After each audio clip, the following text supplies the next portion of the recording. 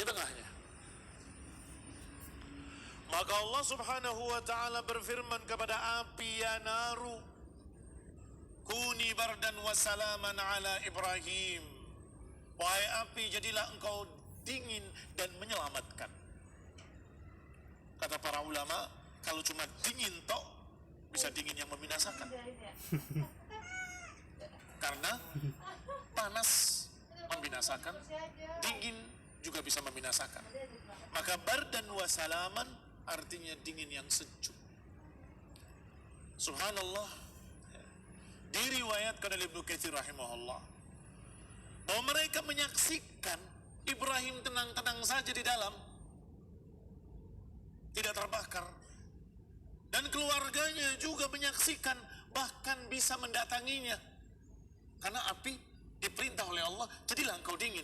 Maka keluarganya masuk menemui Ibrahim ke tengah lapang tadi, juga dingin. Kok dingin? Masuk sampai ke... Bagaimana bisa terjadi? Allah subhanahu wa ta'ala yang memerintahkan api ini dingin. Subhanallah, sampai dia cerita kepada orang-orang, wallah, demi Allah, sebaik-baik Tuhan adalah Tuhannya Ibrahim. Mengatakan begitu keluarganya. Apakah masuk Islam? Tidak. Karena nggak enak dengan tetangga, nggak enak dengan orang lain, takut dengan pemimpinnya, karena familinya, saudaranya. Tapi terucap, ni'mal ilah, ilahu Ibrahim, katanya. Sebaik-baik Tuhan, Tuhannya Ibrahim. Subhanallah, tidak sama sekali menyebabkan mereka dapat hidayah. Ini menunjukkan barakallahu fikum, Ibrahim tidak kurang dalam dakwah. Ibrahim tidak kurang alaihi salam dalam mengajarkan, dalam memahamkan, dalam memberikan pengertian, tak kurang. Tetapi mereka yang memang belum dapat hidayah dari Allah, tetap saja tidak beriman. Ada pelajaran penting. Apa pelajaran pentingnya? Bahwa kebenaran tidak diukur dengan jumlah. Kebenaran tidak diukur dengan jumlah. Tidak mesti yang banyak berarti benar. Tidak mesti yang sedikit berarti benar. Ustaz, biasanya tidak mesti yang banyak mesti benar. Tidak mesti yang sedikit mesti salah. Maknanya sama. Sedikit belum tentu benar, belum tentu salah. Yang banyak belum tentu benar, belum tentu salah. Artinya nggak diukur dengan kathrah, nggak diukur dengan jumlah, tapi diukur dengan kebenaran, diukur dengan hak, diukur dengan qala Allah wa qala Rasul. Sekarang ini malam, percaya? Ustaz Muhammad loh yang ngomong. Enggak percaya. Hatta 10 ustaz, hatta 100 ustaz, jelas-jelas siang begini dibilang malam. Dia mungkin sedang lupa, sedang lalai, atau kacamatanya kacamata hitam mungkin. Iya kan? Tetapi yang dungu akan berkata, pokoknya apa kata ustaz pasti benar. Itu dungu namanya. Sehingga barakallahu fiikum, sekarang kalau bukan satu yang ngomong, banyak yang ngomong. Ini malam. Iya malam. Kamu bilang iya malam. Waduh, sepondok bilang malam semua. Mulai bingung. Jangan-jangan mata saya yang salah. Namanya kamu gak istiqomah kayak Juha. Siapa Juha? Sering dikisahkan Juha, orang dungu, bahkan beberapa ulama mengisahkan, seperti Syekh Utsaimin pernah mengisahkan tentang Juha sebagai contoh kedunguan. Disuruh sama ibunya jual sapi. Jual sapi ini ke pasar, wahai Juha. Orang-orang di pasar sudah tahu kedunguan Juha. Juha, Kambingnya mau dijual berapa? Ini sapi, bukan kambing. Ketemu orang kedua, Juha, kambingnya besar banget, mau dijual berapa? Ini sapi. Sampai ke pasar, Juha, kambingnya bagus banget, mau dijual berapa? Ternyata saya yang salah. Balik ke uminya, nih ternyata bukan sapi, ini kambing. Marah ibunya. Mengapa? Nggak istiqomah. Dia punya mata bisa melihat, dia bisa melihat bentuknya, dia bisa melihat badannya, dia bisa melihat belangnya, dia bisa melihat bulunya. Sangat berbeda dengan kambing. Tetapi hanya karena ucapan 4-5 orang berubah. Itu juha. Contoh kedunguan seseorang. Bahkan berlanjut kisahnya. Akhirnya belak nanti. Bukan kisah Nabi Ibrahim lagi, kisah juha. Ya. Balik lagi ke pasar. Mereka lihat, juha balik lagi. Ada yang ngikutin dari belakang, tali sapinya dimasukkan ke dirinya, sapinya diambil, dicuri.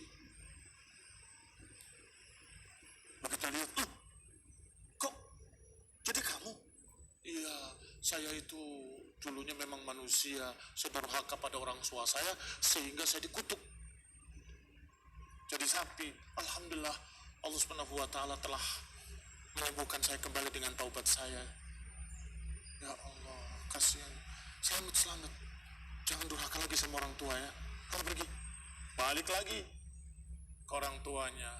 Nih, ternyata sapi yang saya bawa itu dulunya orang dikutukkan durhaka kepada orang tua. Juha, kembali ke pasar, cari sapimu sampai ketemu. Jangan pulang sebelum ketemu. Ke pasar lagi cari. Ketemu sapinya. Ini sapinya. Diusap-usap kepalanya. Nak, kamu durhaka kembali ya kepada orang tua.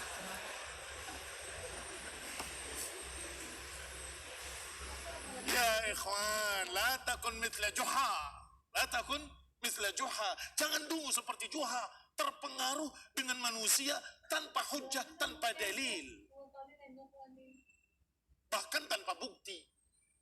Kalau engkau sudah melihat sendiri hujahnya, sudah melihat sendiri dalilnya, sudah kamu lihat tafsirnya, sudah kamu lihat bukti-bukti kenyataannya, fala tuqallid ahada, maka jangan taklid pada siapapun. Tetapi jumlahnya banyak, walaupun jumlahnya banyak.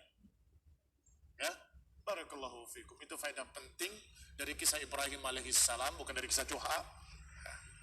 Dari kisah Ibrahim, bahwa Ibrahim walaupun beliau membawa kebenaran, membawa wahyu, membawa tauhid, rasul diutus oleh Allah, tetapi pengikutnya toh cuma 1-2 orang, bahkan tidak memiliki pengikut dari kaumnya. Maka Ibrahim alaihissalam berdoa minta keturunan agar ada yang melanjutkan. Ya Allah, kalau aku mati nanti siapa yang melanjutkan? Menikah dengan Sarah masih belum diberi anak. Maka budaknya yang bernama Hajar dimerdekakan dan dinikahi. Punya anak. Ternyata Sarah pun punya anak. Masya Allah. Berarti langsung 2. Hajar memiliki anak bernama Ismail. Sarah memiliki anak bernama Ishaq. Akhirnya kalimat la ilaha illallah yang diajarkan oleh Nabi Ibrahim, inni bari'un mimma ta'budun, aku berlepas diri dari semua yang kalian sembah, illa alladhi fatarani, kecuali yang telah menciptakan aku, dialah yang akan membimbingku. Faja'alaha kalimatan baqiyatan fi aqibih, Allah jadikan kalimat yang baqiyah di belakangnya. Baqiyah maknanya kekal. Dilanjutkan oleh Ibrahim dan Ismail. Saya ulangi, dilanjutkan oleh Ishak dan Ismail. Wa min warai Ishak Yaqub. Wa min warai Yaqub Yusuf. Kemudian seterusnya para anbiya yang semuanya dari turunan Yaqub. Masya Allah. Nama lainnya Yaqub adalah Israel. Sehingga dijuluki dengan Bani Israel. Kembali kepada kitab.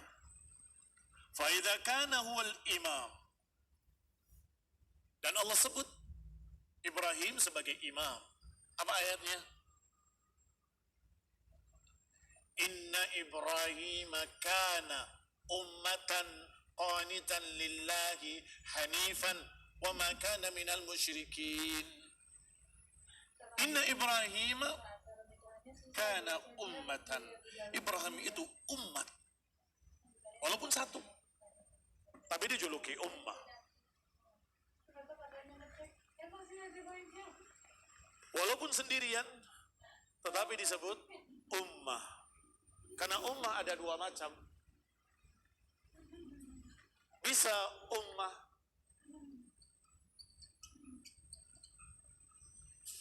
bermakna umat, maka kata Ibnu Abbas radhiyallahu taala anhuma, limadza Ibrahim dikatakan umat? Karena tidak ada orang yang beriman saat itu kecuali Ibrahim. Gak ada yang Islam saat itu kecuali Ibrahim. Maka Ibrahim walaupun sendirian dikatakan ummatan. Makna kedua, Ibrahim ummah dari kata imam, yakni qudwah, panutan, ikutan, tokoh, pemimpin, qudwah, panutan, uswah, teladan.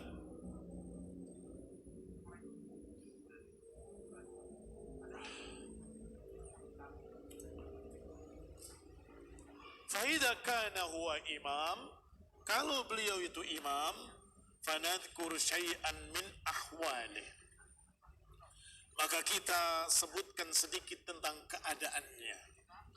La yastaghni muslimun an ma'rifatiha. Yang kaum muslimin harus tahu. La yastaghni tidak cukup, maknanya harus tahu. Tidak cukup bagi muslim kalau tidak mengenalinya. Artinya mesti seorang muslim harus tahu keadaan Ibrahim, mengapa dikatakan oleh Allah sebagai ummah.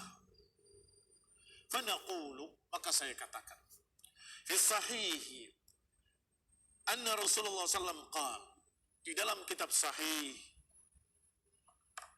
bahwa Rasulullah SAW bersabda, lam yakdzib Ibrahim an-nabi sallallahu alaihi wa ala alihi wasallam qat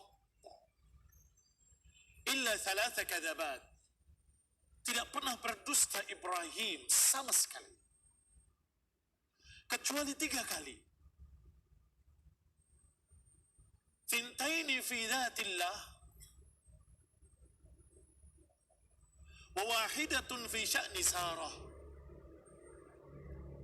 Yang 2 dalam keterkaitannya dengan hak Allah, yang 1 dengan haknya Sarah. Yang mana yang keterkaitannya dengan hak Allah Subhanahu wa taala, yaitu kalimat inni saqim. Yang kedua kalimat bal fa'alahu kabiruhum hadza, bahkan yang melakukannya adalah yang besar itu. Pantas dijadikan imam karena tidak pernah berdusta. Sadiqun amin, jujur terpercaya. Lam yakdzib abadan, lam yakdzib abadan illa thalatha kadzabat, kecuali 3 kali, itu pun kaitannya dengan penjelasan hak Allah Subhanahu wa taala.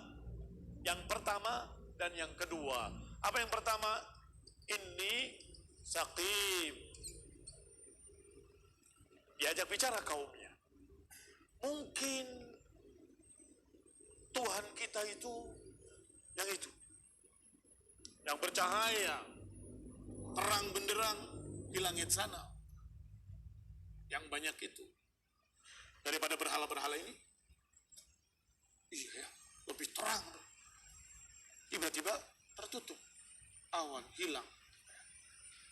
Kok hilang? Ah, gak benar Tuhan seperti ini. Masa kalah dengan awan? Muncul lagi bulan. Ah, ini lebih besar. Oh iya, ini lebih besar. Mungkin ini Tuhan. Ternyata begitu siang hilang. Kok hilang juga? Muncul matahari. Wah, ini lebih terang benderang. Ini lebih hebat. Inilah Tuhan kita, lebih terang dan seterusnya dan seterusnya. Ternyata terbenam juga. Kalah dengan awan, kalah dengan kata Ibrahim, inni sakit.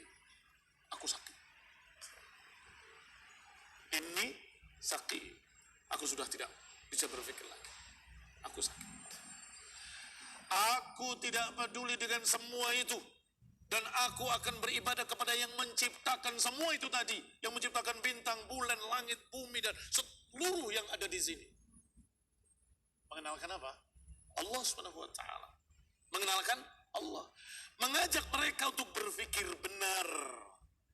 Siapa yang menciptakan bintang-bintang? Allah. Siapa yang menciptakan langit? Allah. Siapa yang menciptakan bulan? Allah. Siapa yang menciptakan matahari? Allah. Siapa yang mengedarkannya? Allah. Siapa yang mengatur alam semesta? Allah. Padahal bukan sakit bermakna saya sakit. Tetapi saya tidak mampu memikirkan itu semua. Saya akan beribadah kepada yang menciptakan semua itu.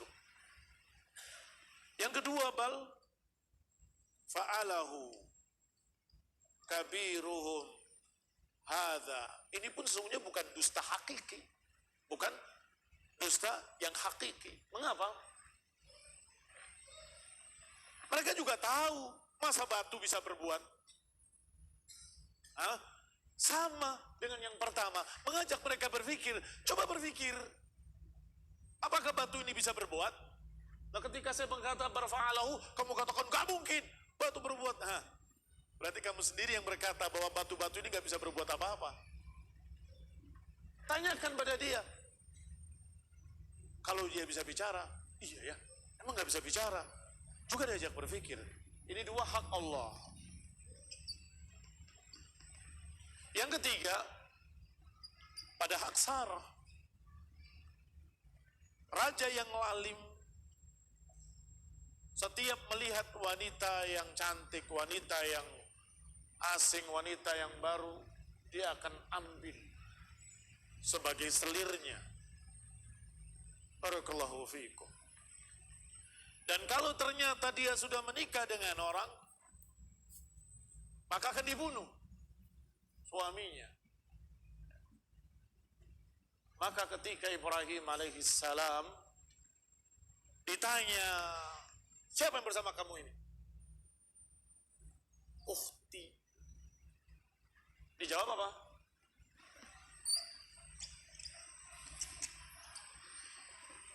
Saudariku. Sebab kalau bilang istrinya akan dibunuh. Maka kemudian diambillah Sarah, dan kemudian Sarah berdoa kepada Allah Subhanahu wa taala. Maka setiap raja lalim tadi mendekati seperti terkena sesuatu yang menakutkan, menyakitkan, mengagetkan, sampai dia berkata, kamu ini bukan manusia, kamu itu jin, syaitan. Dikembalikan kepada Ibrahim. Saudaramu ini begini dan begitu. Dengan izin Allah, selamat Sarah. Barakallahu fikum. Tiga-tiganya bukan dusta, tapi tauriyah. Tahu tauriyah? Tauriyah itu mengesankan yang salah. Karena kata Ibrahim, dia satu-satunya saudaraku dalam Islam. Betul kan? Karena gak ada muslimin lain kecuali ini. Berarti siapa saudara se-Islam di masa itu? Ya istrinya. Ukhti fil Islam. Fa'innaha ukhti fil Islam. Sehingga barakallahu fikum, tiga perkara ini, tauriyah yang di dalam syariat Islam Di dalam ajaran Nabi Muhammad sallallahu alaihi wa ala alihi wasallam dibolehkan tauriyah. Sebagaimana dalam riwayat Muslim disebutkan bahwa Rasulullah SAW idza ghaza qauman warra bi ghairiha. Hadisnya ringkas, mudah dihafal, mudah dicatat. Idza ghaza qauman warra bi ghairiha, rawahu Muslim.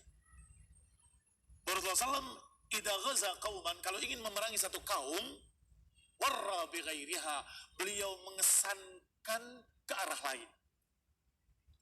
Dari kalimat warra yuwarri menjadi tauriyatan, tauriyah. Mau kemana ya Rasulullah? Misalnya ada yang tanya. Mau ke gunung itu. Dan tidak bohong, ke gunung itu. Dari gunung itu belok kanan. Kemana? Kok kaum yang ada di sana? Sengaja. Supaya jangan terbongkar rahasia mau kemanakah gerangan beliau. Warra bi ghairiha, mengesankan dengan kesan yang salah. Barakallahu fikum. Ila huna naktafi. Subhanakallahumma bihamdik. Asyhadu an la ilaha illa anta astaghfiruka wa atubu ilaik. Wassalamualaikum warahmatullahi wabarakatuh.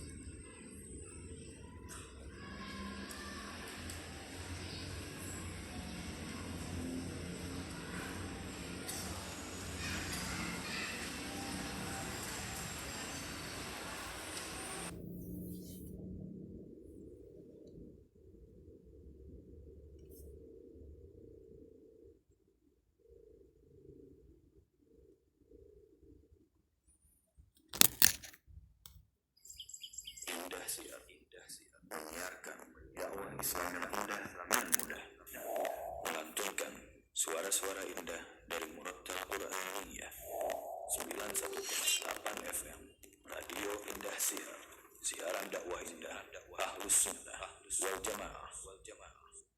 Karena suara azan telah berkumandang di puncak-puncak menara masjid di kota Anda.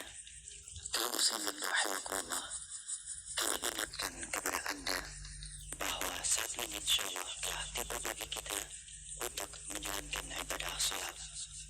Saatnya kami mengajak Anda untuk menjawab panggilan azan dan menegakkan salat berjamaah di masjid-masjid di sekitar Anda. Allah